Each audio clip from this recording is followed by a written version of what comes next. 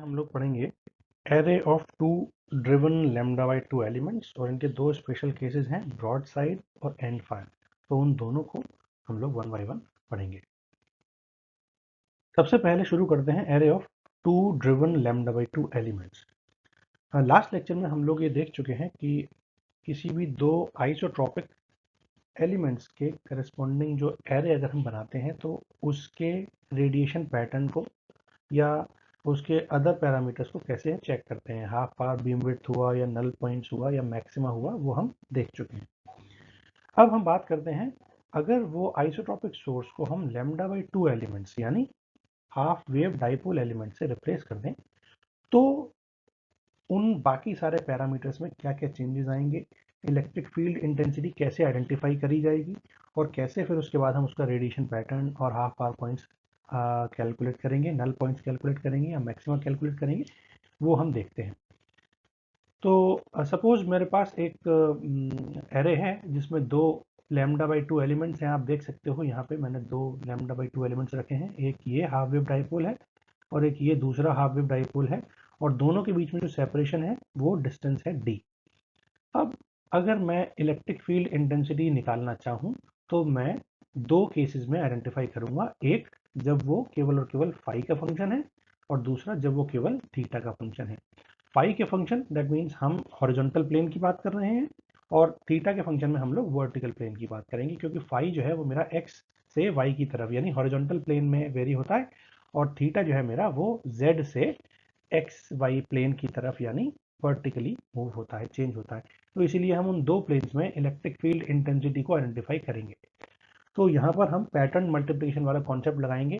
हम दो isotropic array same amplitude same type के सिमिलर कर ही चुके हैं, है ना। और अगर मैं उसमें एक एंटीना का रेडिएशन पैटर्न या एक एंटीना का फील्ड पैटर्न मल्टीप्लाई कर दूंगा तो उन दोनों को मल्टीप्लाई करने के बाद उस लैम्डा बाई टू के एलिमेंट का जो एरे बनेगा उसका फील्ड पैटर्न मुझे मिल जाएगा। तो वही सेम चीज़ हम लोग थीटा और फाई दोनों प्लेन में करेंगे।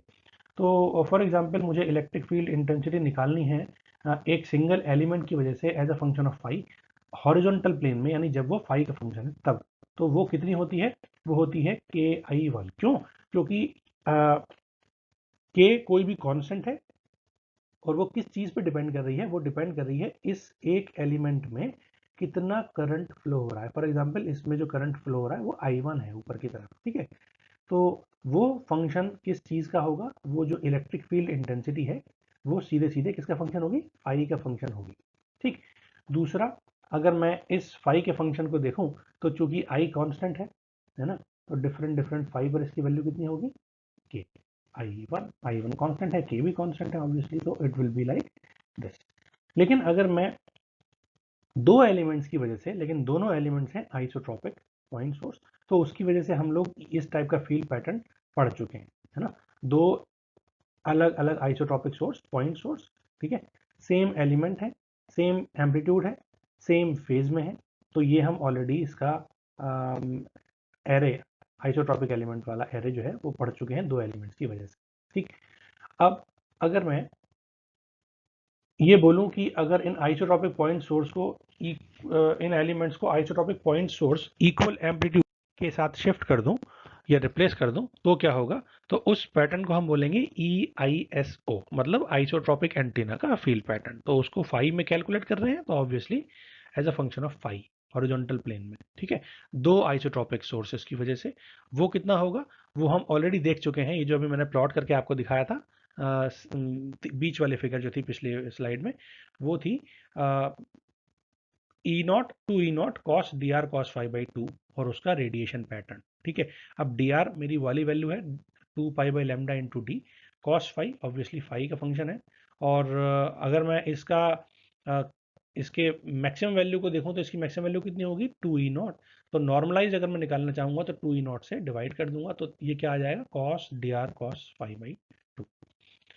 उसके बाद अगर मैं प्रिंसिपल ऑफ पैटर्न मल्टीप्लिकेशन लगाता हूँ तो ऑब्वियसली हम क्या करेंगे, हम एक सिंगल एलिमेंट की वजह से डिस्टेंस d पर जो फील्ड इंटेंसिटी निकालेंगे उसको मल्टीप्लाई कर देंगे इस वाले के साथ, है ना। तो ये मेरा क्या हो जाएगा, ये मेरा पैटर्न मल्टीप्लिकेशन में क्या करते हैं हम लोग, हम इंडिविजुअल फील्ड इंटेंसिटी को मल्टीप्लाई करते हैं आइसोट्रॉपिक एरे की फील्ड इंटेंसिटी के साथ, तो हमारी रिजल्टेंट एरे की रिजल्टेंट फील्ड मिल जाती है। तो वही हम सेम चीज़ करेंगे। ई नॉट अभी हमने देखा वो कितना था, वो था के आई वन, ठीक है।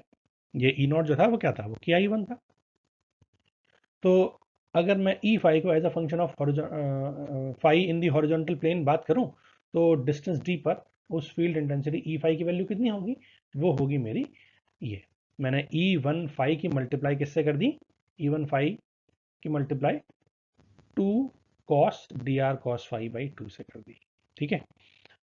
ये 2 cos D R phi by 2 ये, और ई नॉट की वैल्यू मैंने सिंपल सिंगल एलिमेंट की वजह से रख दिया। तो ये मैं इन दोनों के मल्टीप्लाई करके पैटर्न मल्टीप्लिकेशन के थ्रू पैटर्न फैक्टर हमने ये निकाला 2 cos D R cos phi by 2, और ई नॉट जो है वो सिंगल एलिमेंट की वजह से कितना है, के आई वन। उन दोनों की मल्टीप्लाई करके ये एक हॉरिजॉन्टल पैटर्न बन गया। ये किसका बना, ये बना दो हाफ वेव डाइपोल का ब्रॉड साइड एरे, ठीक है, in the phi direction, in the phi plane, ठीक। हम बात करेंगे थीटा के function, electric field intensity as a function of theta, single lambda by 2 element यानी single half wave dipole element की वजह से डिस्टेंस डी पर वर्टिकल प्लेन में, यानी as a function of theta कैसे निकालते हैं, उसको हम यूज करेंगे थिन लीनियर एंटीना के थीटा वाले एक्सप्रेशन से। वो होता है कितना, e one theta equals to के आई one cos pi by 2 cos theta divide by sine theta. मैंने डी की वैल्यू लैम्डा बाई 2 रख दी है ऑलरेडी, जो डिस्टेंस थी डी, डाइपोल की जो लेंथ थी डी, डिस्टेंस नहीं डाइपोल की लेंथ, उसको लैम्डा बाई 2 रख दिया है। तो obviously this will be the relation after solving out. उसके बाद मैं देखता हूँ तो इसका जो फील्ड पैटर्न बनता है वो कुछ इस तरीके से बनता है, फिगर ऑफ 8 या डम्बल शेप। ये फाई से इंडिपेंडेंट है ना, क्योंकि फाई का फंक्शन नहीं है तो फाई से इंडिपेंडेंट है। अगर मैं इसको रिप्लेस कर दूं आइसोट्रॉपिक एंटेना के साथ जो सब डायरेक्शन में इक्वली रेडिएट कर रहा है, तो ऐसे केस में हम कैसे देखेंगे, ये होगा कितना, 2 ई नॉट, ठीक है, e i s o equals to 2 e naught, है ना, क्योंकि थीटा अगर आइसोट्रॉपिक एंटेना का होगा तो वो कांस्टेंट होगा, ठीक है।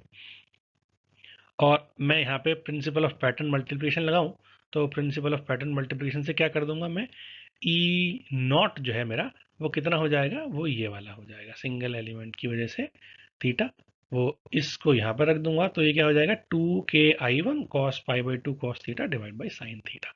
So this will be like E not, क्या हो जाएगा मेरा, ई वन थीटा, ई वन थीटा, और ई नॉट की वैल्यू 2, सॉरी आइसोट्रॉपिक की वैल्यू 2 ई नॉट है, ई नॉट की वैल्यू कितनी है, ई वन थीटा।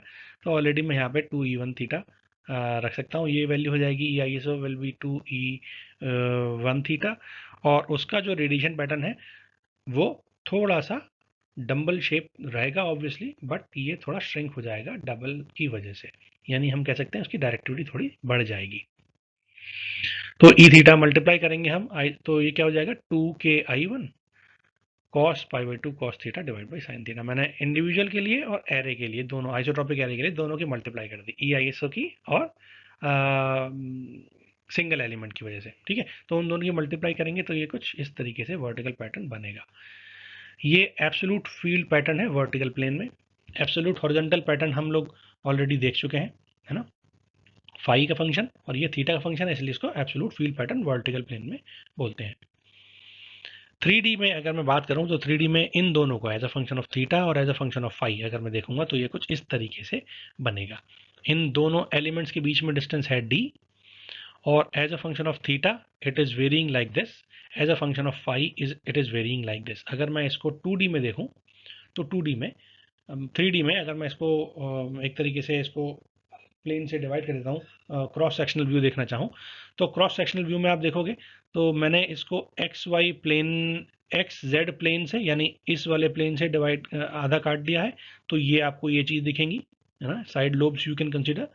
और अगर मैं वाई जेड प्लेन में काटूं, इसको इस तरीके से काटूं, तो इसका जो ये आएगा ये एक फाई में कांस्टेंट सर्कुलर आएगा, ऑलमोस्ट सर्कुलर शेप, ठीक है, not circular but almost circular shape. Obviously अगर मैं इसको पूरे प्लेन से काटूंगा, पूरे एक्स वाई जेड प्लेन से काटूंगा, तो it will be like figure of 8 जो हम ऑलरेडी फाई प्लेन के लिए डिस्कस कर चुके हैं।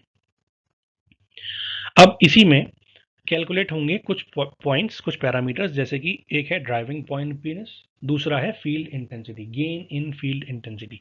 ठीक है, तो इन दोनों को वन बाय वन कैलकुलेट करते हैं। सबसे पहला है driving point impedance. Driving point impedance निकालने के लिए मुझे अल्टीमेटली इसका फंक्शन पता होना चाहिए कि ये है क्या।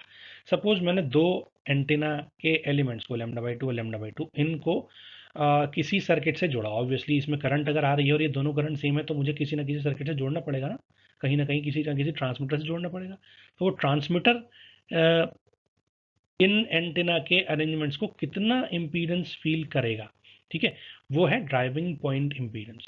तो अगर मैं देखो इस वाले में आई करंट दोनों में ऊपर की तरफ जा रही है और इनमें आई करंट ऊपर की तरफ जा रही है, तो इन दोनों एलिमेंट्स को मैं एक पॉइंट से कनेक्ट कर दूं और इन दोनों एलिमेंट्स के हाफ पोर्शन को दूसरे पॉइंट से कनेक्ट कर दूं और फिर उन दोनों में आई करंट फ्लो करा दूं।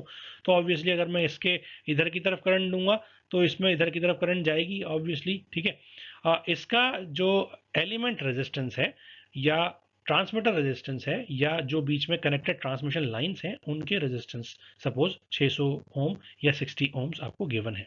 ठीक है, तो अगर मैं इसको बीच में से आधा कर दे रहा हूं तो ये λ/2 वाला एलिमेंट ऊपर हो गया λ/4, नीचे भी हो गया λ/4। यहाँ आप देख सकते हो L = λ/4 है। तो उस λ/4 के करस्पॉन्डिंग वी कैन कैलकुलेट कि एग्जैक्टली वो डिस्टेंस कितनी होगी और उसके हिसाब से ड्राइविंग पॉइंट इम्पीडेंस कैसे होगा। तो ड्राइविंग पॉइंट इम्पीडेंस निकालने के लिए हम क्या करेंगे, इंडिविजुअली अगर सपोज इस पॉइंट पर मैंने I1 करंट फ्लो हो रही है इस डाइपोल में और इस पॉइंट पर पोटेंशियल कितना है V1। सिमिलरली इस वाले पॉइंट पर I2 करंट फ्लो हो रही है और पोटेंशियल कितना है V2। तो V1 I1 V2 I2 का रिलेशनशिप आइडेंटिफाई कर लूँ और फिर उन दोनों को डिवाइड करके मैं इम्पीडेंस निकाल सकता हूँ। तो V1 अगर मैं इसकी बात करूं V1, तो ये क्या होगा I1 into Z11 plus I2 into Z12। ठीक है, ये Z11 मतलब सेल्फ इम्पीडेंस, Z12 मतलब म्यूचुअल इम्पीडेंस, इसके ऊपर लगने वाला इसकी वजह से लग रहा है इसलिए I2 आ रहा है। ठीक है, और इसके ऊपर लग रहा है इसलिए Z1 यानी Z on 1 impedance on 1 due to 2। ठीक है, तो ये हो जाएगा मेरा V1।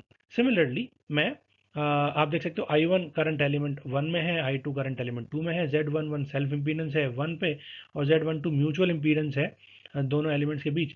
V2 अगर हम निकालें तो टर्मिनल 2 पर, इस एलिमेंट 2 पर जो V2 होगा वो कितना होगा, वो होगा I2 Z22 plus I1 Z12।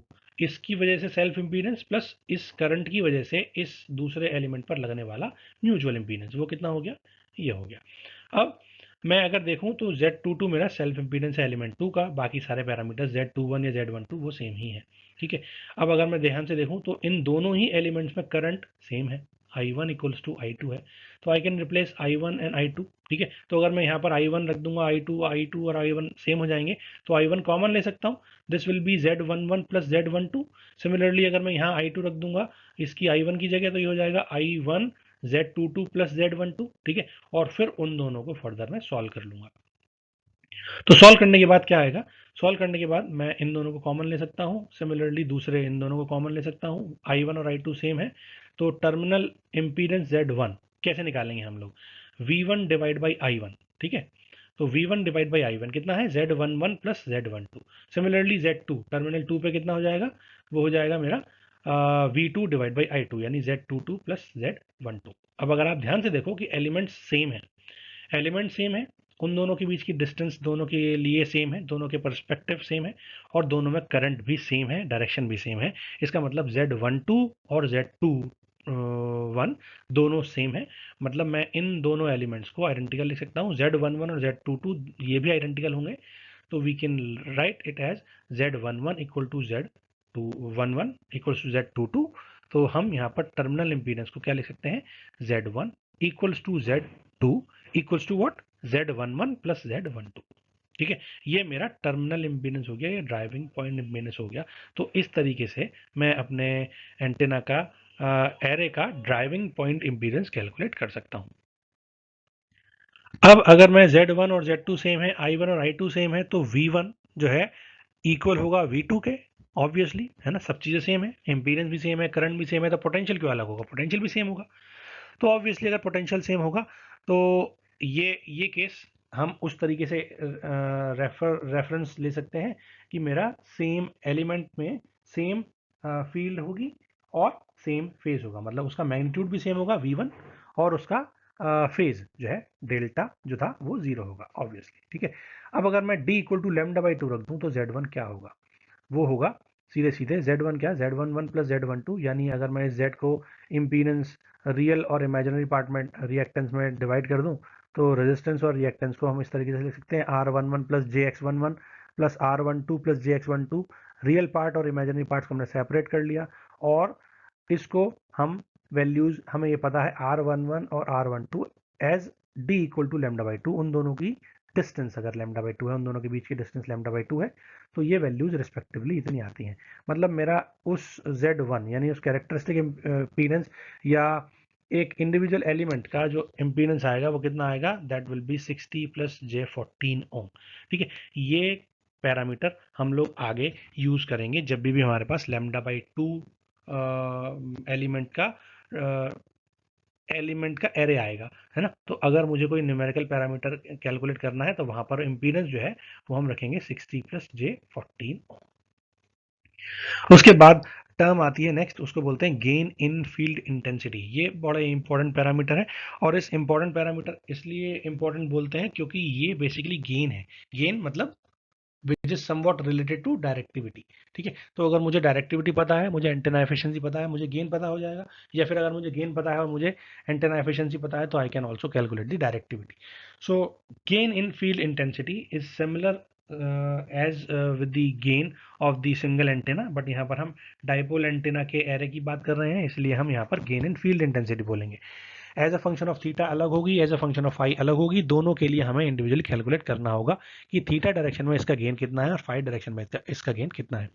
तो गेन इन फील्ड इंटेंसिटी को कैलकुलेट कैसे करते हैं, उसको कैलकुलेट करने का तरीका है कि उस एरे का ओवर अ रेफरेंस एंटेना मतलब isotropic antenna is given by the ratio of the field intensity from the array, यानी उस एरे की फील्ड इंटेंसिटी कितनी है और उसका रेशियो किसके साथ, field intensity from the reference antenna. Reference antenna मतलब आइसोट्रोपिक एंटेना जो इक्वली सारी डायरेक्शन में रेडिएट करे, जिसका रेडिएशन पैटर्न उस प्लेन में क्या हो, सर्किल हो। ठीक है, कंडीशन वो है जब वो दोनों ही एंटेना को हम सेम पावर से सप्लाई कर रहे हैं। कैसे इसको डिराइव करेंगे वो हम देख लेते हैं। अगर मैं इनपुट एलिमेंट 1 को पावर P1 देता हूं, ठीक है, तो उसके लिए मैं मान के चलता हूं कि कोई भी हीट लॉसेस नहीं है, तो हम कैसे सॉल्व करेंगे। P1 इक्वल टू कितना होगा बताओ, अभी हमने पढ़ा R11 plus R12 that is the self impedance और म्यूचुअल इंपीडेंस यानी इंपीडेंस बेसिकली। ठीक है, तो मैं रियल पार्ट ले रहा हूँ, हीट लॉस हटा दे रहा हूँ, मतलब केवल और केवल रियल पार्ट ले रहा हूँ। I1 करंट है, ठीक है, तो R11 plus R12 into I1 square, ये मेरा हो गया P1। ठीक है, similarly we can calculate the power P2 in element 2 और वो क्या हो जाएगी I2 square into R22 plus R12। ठीक है, और उसके बाद I1 और R2 जो है ये मेरी एवरेज सेंस में यानी RMS करंट है। ठीक है, R22 और R11 सेम है इस केस में और I2 और I1 भी सेम है, तो मैं P1 और P2 को दोनों को सेम कर सकता हूं। ठीक है, तो अगर मैं ये सब ऐड कर दूंगा तो P1 और P2 दोनों को ऐड कर देंगे तो ये कितना हो जाएगा, 2P हो जाएगा। ठीक है, 2P that is P1 plus P2, वो कितना हो जाएगा, दिस प्लस दिस, मतलब इस एक इंडिविजुअल एंटिटी का ट्वाइस। ठीक है, तो ट्वाइस हो जाएगा ये, और यहां से मैं I1 की वैल्यू को कैलकुलेट कर सकता हूं। I1 की वैल्यू कितनी हो जाएगी, I1 की वैल्यू हो जाएगी P divide by 2 R11 plus R12 और उसका पूरे का अंडर रूट, क्योंकि ये I1 स्क्वायर है। ठीक है, अब हम इस करंट को आगे इस्तेमाल करेंगे उन फील्ड इंटेंसिटी एक्सप्रेशन में जो I1 था उसको in terms of power represent करने के लिए। तो अगर मैं सिंगल एलिमेंट लैम्डा बाई 2 को एज अ रेफरेंस एंटेना मानूं तो उसके लिए गेन कैसे निकालेंगे, उसके लिए गेन निकालने के लिए पावर P उस एंटेना को भी सप्लाई करी जाएगी और मैं मान के चल रहा हूँ कोई हीट लॉस नहीं है, वही सेम कंडीशन जो मैंने पहले वाले केस में मानी है, और आई नॉट करंट सेम मैं टर्मिनल से पास कर रहा हूँ। I1 और I2 की जगह मैं I1 करंट पास कर रहा हूँ उस रेफरेंस एंटेना के लिए, आइसोट्रोपिक एंटेना के लिए। तो I नॉट की वैल्यू कितनी होगी, ऑब्वियसली P पावर है और उस एलिमेंट का रेजिस्टेंस है सपोज R00। ठीक है, तो ये मेरी I नॉट की वैल्यू हो जाएगी।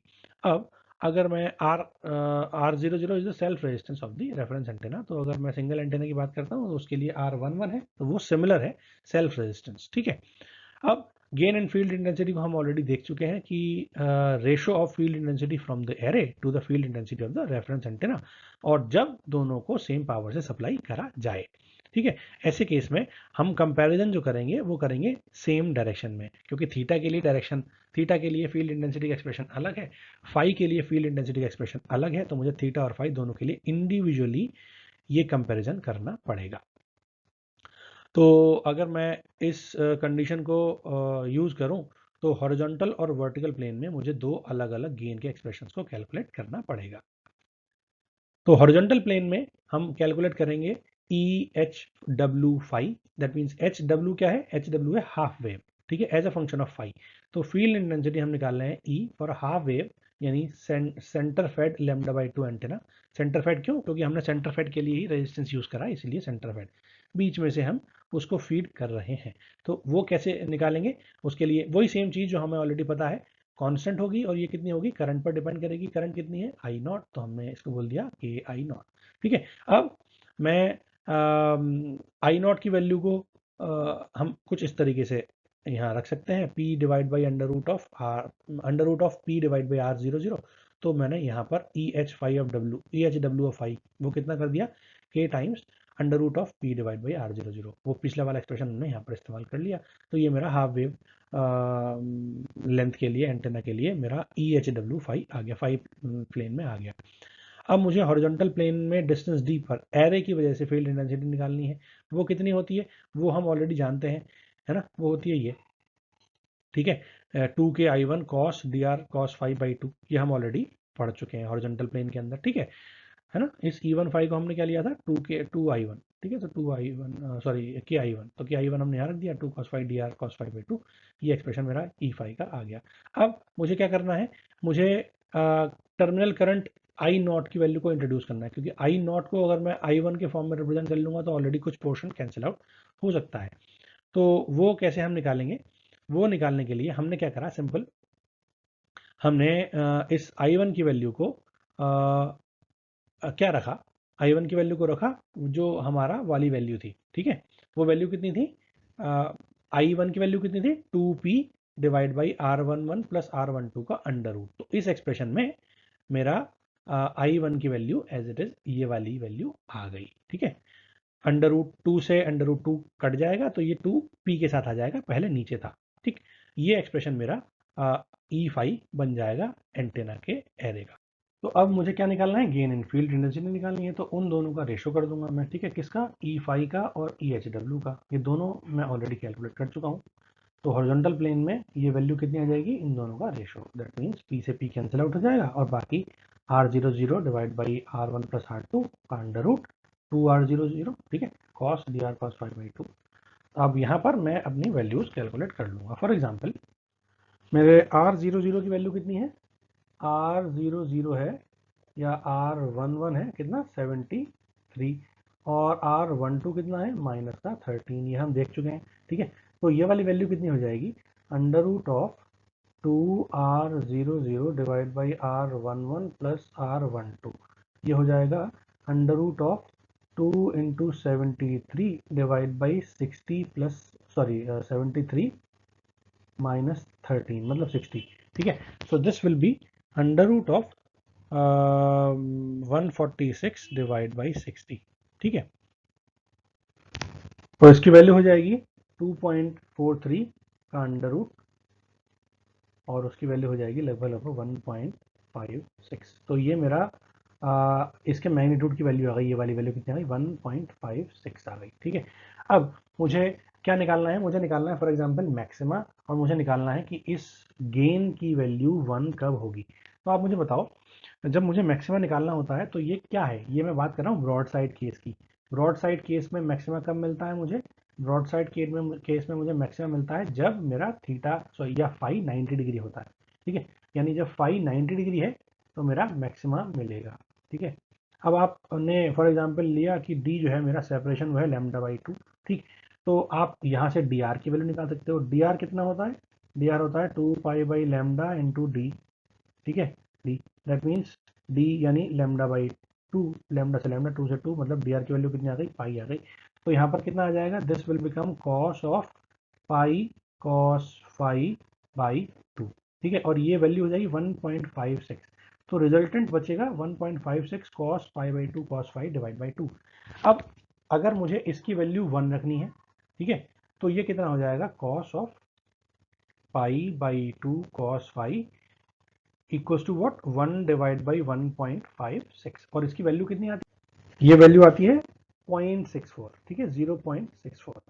अब मुझे आप बताओ कि अगर cos pi by two cos phi की वैल्यू इतनी है, ठीक है, तो फाई की वैल्यू कितनी है ये हमें आइडेंटिफाई करनी है। तो pi by two cos phi की वैल्यू कितनी हो जाएगी, 0.64, ठीक है। तो कॉस फाई की वैल्यू यहाँ से कितनी आ जाएगी, 0.64 into two divide by pi, ठीक है, ये वैल्यू हम सॉल्व कर लेंगे, और वहाँ से जो फाई की वैल्यू आएगी that will be what, that will be the point where gain in field intensity will be maximum.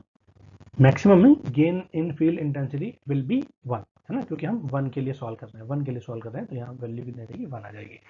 तो अगर हम सॉल्व करेंगे इसको, तो हम यहाँ पर फाई के एंगल्स निकाल सकते हैं, ऑब्वियसली 4 एंगल्स आएंगे, ठीक है, वो चारों एंगल्स की वैल्यू रिस्पेक्टिवली मैं बता देता हूँ आपको, +-56 डिग्री और +-124 डिग्री, ठीक है, +-56 डिग्री और +-124 डिग्री, ठीक। इसके बेसिस पे हम लोग ये क्या कह सकते हैं, आपका gain in field intensity max 1, जहाँ पर 1 है वो पॉइंट आइडेंटिफाई कर सकते हैं। और मैक्सिमा कहाँ पे मिलेगा, मैक्सिमा मिलेगा आपको ब्रॉड साइड केस में पाई इक्वल टू 90 पर। इसका जो फील्ड पैटर्न बनेगा वो कुछ इस तरीके से बनेगा, आप यहाँ देख सकते हो, मैक्सिमा आपको मिल रहा है 1, ठीक है, और सॉरी मैक्सिमम मिल रहा है आपको यहाँ 90 डिग्री पे, है ना, फाई इक्वल टू 90 डिग्री इधर है, ये एक्स है, ये एक्स है, तो फाई इक्वल टू 90 डिग्री यहाँ पर है, यहाँ पर आपको मिलेगा मैक्सिमा, ठीक है, ये आपका मैक्सिमा वाला पॉइंट है, ठीक है, ये और ये दोनों पॉइंट्स आपके मैक्सिमा वाले पॉइंट्स हैं। और जो गेन इन फील्ड इंटेंसिटी मिलेगी वो मिलेगी यूनिटी कब, जब आपका क्या कहते हैं, ब्रॉड साइड वाला पैटर्न आइसोट्रॉपिक एंटेना के पैटर्न को कट करेगा। तो वो यहाँ पर कट कर रहा है, देखो आप देख सकते हो, यहाँ पर या यहाँ पर या इन पॉइंट्स पे कट कर रहा है। इसका मतलब क्या है कि इन चारों पॉइंट्स पर, ये जो पॉइंट्स हैं जहाँ पर फाई की वैल्यू मैंने भी निकाली, +-56 डिग्री +-124 डिग्री, वहाँ उन चारों पॉइंट्स पर मेरा क्या है, उन चारों पॉइंट्स पर गेन इन फील्ड इंटेंसिटी की वैल्यू कितनी है, 1 है। गेन मैक्सिमा कहाँ पर होगा, गेन मैक्सिमा होगा 90 डिग्री या 180 डिग्री पे, है ना, ये -90 पे, और 1 होगा मेरा यहाँ पर, ठीक है। अब हम बात करते हैं theta as a function of theta. तो as a function of theta के लिए हम जानते हैं कि हाफ वेव के लिए कितना होगा, k i naught cos pi by two cos phi divide by sine theta, ये हम लोग को ऑलरेडी पता है। और आइसोट्रॉपिक आई नॉट की वैल्यू को मैं यहाँ रिप्लेस कर दूंगा, तो आई नॉट की वैल्यू को जब मैं यहाँ रिप्लेस करूंगा तो ये हो जाएगा पी डिवाइड बाई r00 का अंडर, ठीक, everything else will be same. अब as a function of theta अगर मैं फील्ड इंटेंसिटी निकालना चाहूँ वर्टिकल प्लेन में, तो वो कितनी हो जाएगी, this will B 2k_I1 cos pi by two cos theta divide by sine theta. I1 की वैल्यू यहाँ पर रिप्लेस कर दूंगा √p divide by 2r11 plus r12, ठीक है, sorry 2p divide by r11 plus r12 का अंडर रूट। अब इन दोनों को डिवाइड कर दूंगा मैं, तो गेन इन फील्ड इंटेंसिटी का एक्सप्रेशन आ जाएगा थीटा वाले केस में। तो वो कितना आ जाएगा, वो आ जाएगा GF ऑफ थीटा, इसको गेन इन फील्ड इंटेंसिटी बोलते हैं, A डिवाइड बाई HW, मतलब antenna, isotropic antenna divide by half wave dipole antenna का एरे। उन दोनों को अगर मैं डिवाइड कर दूंगा तो P से P कट जाएगा क्योंकि सेम पावर सप्लाइड है, और ये पूरा पोर्शन भी कट जाएगा क्योंकि ये दोनों में ही सेम है, cos pi by to cos theta divide by sine theta दोनों में सेम है। सो इस this gain in field intensity will become independent of theta. तो आप देख सकते हो थीटा की चाहे कोई भी वैल्यू हो, इसकी वैल्यू फिक्स रहेगी, that will be what, that will be 2 into कितना आया था, r00 कितना था 73 डिवाइड बाई 73 माइनस 13 यानी 60, और उसका अंडर रूट, है ना, ये हम ऑलरेडी निकाल चुके हैं, जितनी वैल्यू आई वो वैल्यू कितनी आई थी, तो वैल्यू आई थी 1.56। मतलब यहाँ पर हम देख सकते हैं 1.56 will be the maximum gain in field intensity everywhere, ठीक है, क्योंकि ये थीटा से इंडिपेंडेंट है, this expression is independent of theta, ठीक है, that is why we can say that gain in field intensity is constant everywhere, that is equals to 1.56. तो कभी कभी एग्जाम में क्वेश्चन ऐसा ही पूछ लिया जाता है कि show that the gain in field intensity for 2 lambda by 2 driven elements as a function of theta in broadside case is equals to constant या is independent of phi theta sorry. तो वो कैसे डिराइव करेंगे, वो हम यही same चीज expression derive करेंगे और उसके बाद यहाँ पर प्रूव कर देंगे कि this g f of theta is independent of phi that theta, that is why we can say that it is constant और उस constant की वैल्यू लैम्डा बाई 2 के लिए कितनी हो जाएगी 1.56। ठीक, इसका पैटर्न है वो कुछ इस तरीके से आएगा। Gain in field intensity individual antenna के लिए हमें पता है कुछ इस तरीके से होती है, और अगर हम बात करें बाकी एंटेना के लिए तो एंटेना का एरे जो है वो ये बीच वाला आप देख सकते हो, ये फील्ड इंटेंसिटी कम हो गई थोड़ी सी क्योंकि ये इंडिपेंडेंट ऑफ थीटा है। ठीक है, तो इट इज कांस्टेंट, चाहे थीटा की वैल्यू कितनी है, मैक्सिमम वैल्यू इज सेम। उसके बाद बात करेंगे हम एंड फायर केस की। तो एंड फायर केस में हम क्या करेंगे, एंड फायर केस में जब मेरे मैग्नीट्यूड सेम है बट फेज ऑपोजिट है। मैग्नीट्यूड सेम और फेज ऑपोजिट कैसे हो सकता है, जब करंट की डायरेक्शन उल्टी हो लेकिन करंट की वैल्यू सेम हो। तो अगर इसमें आई करंट है तो इसमें माइनस आई करंट है, यानी अगर इसमें ऊपर की तरफ करंट जा रही है तो इसमें नीचे की तरफ करंट जा रही है। This will become the case for and fire case. ठीक है, एंड फायर केस में अगेन हम E1 फाई निकालेंगे, फाई प्लेन के लिए वो आएगा obviously same, that is individual element के लिए तो सेम ही आएगा कि I1। ठीक है, और अगर मैं इनको आइसोट्रोपिक पॉइंट सोर्स से इक्वल एम्पलीट्यूड के उससे रिप्लेस कर देता हूं तो वो कितना होता है, उसको बोलते हैं EISO, और ये हो जाएगा चूंकि ऑपोजिट फेज है ना, एक प्लस एक माइनस। तो अगर इसके लिए ई नॉट ई की पावर जे शाई बाई 2 है तो इसके लिए ई की पावर माइनस जे शाई बाई 2, उन दोनों को ऐड कर देंगे, सॉरी प्लस जे शाई बाई 2 माइनस जे शाई बाई 2 तो डिस्टेंस की वजह से आते हैं। अगर इसकी वजह से ई नॉट है, इसकी वजह से माइनस ई नॉट है, तो यहाँ पर दोनों के बीच में डिफरेंस आएगा माइनस वाला, इसलिए यहाँ पर कॉस की जगह क्या बनेगा, साइन बनेगा, everything else will be same. ठीक है, अब ई नॉट की वैल्यू को हम यहाँ की आई1 रख देंगे, तो this will become E not equal to के आई वन। तो यहाँ पर एक्सप्रेशन क्या आ जाएगा, this expression will become 2k_I1 sine of D are cos five by two. ठीक, इस थीटा को अगर हम as a function of theta derive करना चाहें तो उसके लिए इंडिविजुअल एलिमेंट के लिए थिन लेयर एंटेना की वजह से फील्ड ये होती है, और EISO की वजह से कितनी होगी, वो सिंपल 2E0 हो जाएगी। के I1 की वैल्यू 2E0 कर देंगे हम, और के I1 की वैल्यू 2E0 कर देंगे हम, और E0 की वैल्यू E1 थीटा है, तो E थीटा जो फंक्शन है वो कितना हो जाएगा 2k_I1 cos pi by 2 cos theta divide by sine theta multiply with sine of D R sine theta by 2। ठीक है, ये वर्टिकल प्लेन का पैटर्न हो जाएगा एंड फायर एंटेना के केस में। और इसका अगर मैं इंडिविजुअल एलिमेंट की वजह से फील्ड देखूं तो वो तो हम ऑलरेडी कर ही चुके हैं कैलकुलेट कैसा होता है, लेकिन अगर दो एलिमेंट की वजह से as a function of phi draw करेंगे तो वो कुछ इस तरीके का बनेगा, और अगर as a function of theta draw करेंगे तो वो कुछ इस तरीके का बनेगा। आप देख सकते हो दोनों शेप में डिफरेंस है। थीटा में this is expanding in phi, that means X Y plane में इसका एक्सपोजर ज़्यादा है, डायरेक्टिविटी कम है। थीटा में इसकी वैल्यू कम है, दैट मीन्स इसकी डायरेक्टिविटी थीटा प्लेन में कंपैरेटिवली ज़्यादा होगी। और 3D में अगर मैं देखूं तो 3D में आप कुछ इस तरीके से इसको डिराइव कर सकते हो, ड्रॉ कर सकते हो, प्लॉट कर सकते हो। ठीक, इन दोनों के बीच की डिस्टेंस है डी, दोनों एलिमेंट्स के बीच की डिस्टेंस है डी, दोनों एलिमेंट्स की लेंथ कितनी है लैम्डा बाई 2, और दोनों एलिमेंट मैंने अपनी सिंप्लिसिटी के अनुसार जेड में रखे हैं ताकि करंट जेड में इजीली कैलकुलेट कर सकें। तो हॉरिजॉन्टल और वर्टिकल प्लेन्स के पैटर्न्स कुछ इस तरीके से मिलेंगे। ठीक है, अब वही सेम चीज ड्राइविंग पॉइंट इम्पीडेंस निकालना है मुझे, तो V1 सेम होगा क्योंकि करंट की डायरेक्शन सेम है। V2 में करंट की डायरेक्शन उल्टी है, लेकिन I1 और I2 जब मैं इक्वल करूंगा तो I2 equal to minus I1 या I1 equal to minus I2 रख जाएगा। तो ये दोनों वैल्यूज तो सेम ही है एज इट इज V1 और V2, ये हम ऑलरेडी निकाल चुके हैं। और उसके बाद जब मैं I1 equal to minus I2 रखूंगा तो उसकी वजह से मेरा V1 हो जाएगा ये, और V2 हो जाएगा ये। उसके बाद मैं Z1 निकालूंगा, Z1 V1 divide by I1 यानी Z11 minus Z12। Similarly Z2 निकालूंगा तो V2 डिवाइड बाई I2 यानी Z22 माइनस Z12। और फिर उन दोनों की वजह से दोनों इन एलिमेंट्स अगर Z1 और Z2 सेम है, ठीक है, यानी Z11 equals to Z11 minus Z12 equals to Z22 minus Z21। ठीक है, और उसके बाद V1 और I1 इक्वल्स टू V2 और I2, यहाँ से आप देख सकते हो क्योंकि दोनों एलिमेंट ये सेम है तो V1 upon I1 equal to V2 upon I2। क्या मतलब है कि अगर I1 और I2 की डायरेक्शन ऑपोजिट है तो V1 और V2 भी ऑपोजिट मैग्नीट्यूड के होंगे। ठीक है, यही हम ऑलरेडी उस केस में मान करके चलते हैं, है ना। जब सेम एम्पलीट्यूड और ऑपोजिट फेज से अप्लाई करते हैं तो ऑब्वियसली दोनों के एम्पलीट्यूड सेम है बट डायरेक्शन ऑपोजिट है, ठीक है। Z1 कितना हो जाएगा, R11 माइनस R12, ये वाला नेगेटिव है ना इसलिए minus R12 plus JX11 minus X12, और फिर उन दोनों की वैल्यूज को रख देंगे तो ये 73 प्लस 13 माइनस ऑफ माइनस 13 मतलब plus 13, this will B 86 plus ये दोनों नेगेटिव, ये वाले दोनों नेगेटिवली ऐड हो जाएंगे तो ये J72 हो जाएगा। सो this will B 86 plus J72। आप देख सकते हो कि पहले वाले केस में जब मैंने बात करी थी ड्राइविंग पॉइंट इम्पीडेंस की ब्रॉड साइड केस में, तो वहाँ पर जो इम्पीडेंस आ रहा था वो कितना आ रहा था, 73 ओम माइनस का 13 यानी 60 आ रहा था। लेकिन यहाँ पर आप देख लो 73 प्लस 13 यानी वो दोनों नेगेटिवली ऐड हो जा रहे हैं तो ये वैल्यू कितनी हो जा रही है, 86 हो जा रही है। And there is a difference in 60 and 86, ठीक है। वो वैल्यू हमें यहाँ पर ध्यान से यूज करनी पड़ेगी कि अगर मैं एंड फायर केस ले रहा हूँ तो एंड फायर केस में मुझे इम्पीडेंस लगाना पड़ेगा 86, और अगर मैं ब्रॉड साइड ले रहा हूँ तो ब्रॉड साइड के केस में मुझे इम्पीडेंस लगाना पड़ेगा 60।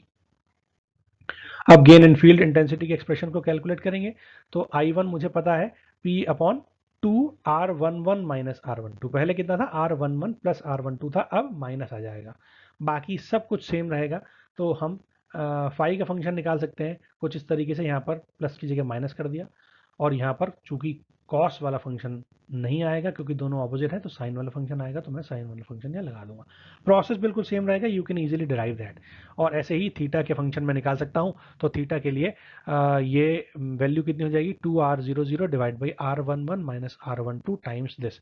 आप देख सकते हो थीटा वाले में gain in field intensity is not independent of theta, ठीक है, ये इंडिपेंडेंट नहीं है थीटा से, लेकिन gain in field intensity in is independent of theta for broadside case. तो ये दोनों चीजें आपको ध्यान में रखनी पड़ेंगी। अगर इनके रेडिएशन पैटर्न्स को प्लॉट करूंगा मैं तो as a function of phi कुछ इस तरीके से होगा, है ना। यहाँ पर आपका मैक्सिमा 1 मिलेगा इन वाले पॉइंट्स पे जो जो ये क्रॉस कर रहे हैं, और मैक्सिमा आपका मिलेगा इधर, ठीक है। ये एक्स की डायरेक्शन में, दैट मीन्स जिस डायरेक्शन में आपके रखे हैं, है ना, तो ये x की वैल्यू 0 है यहाँ पे और x की वैल्यू 180 है यहाँ पे, तो 0 और 180 में आपके मैक्सिमा मिलते हैं एंड फायर केस में। और λ/2 एंटेना का अगर मैं वर्टिकल प्लेन में थीटा वाले प्लेन में देखूं तो ऑब्वियसली ये कुछ इस तरीके से है ना, सिंगल एलिमेंट की वजह से, और रेफरेंस एंटेना की वजह से कुछ ये है। तो आप देख सकते हो यहाँ पर डायरेक्टिविटी थोड़ी सी बढ़ गई है।